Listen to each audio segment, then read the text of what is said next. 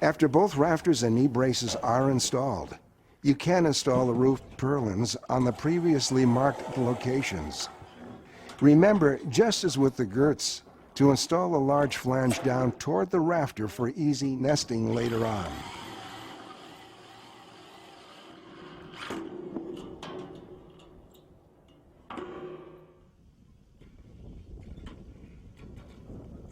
Clamp the purlin to the rafter and install 2 screws close to the inside edge of the rafter so that it will be easy to install later purlins on top of these installed purlins.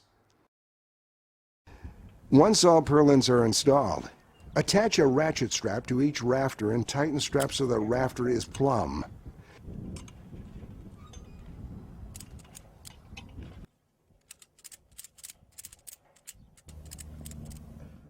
To test this, you can use a plumb bob or a laser level. Remember, the center line of the column, which on this double column is where the 2 rafters meet, should fall exactly under the bay chalk line previously made.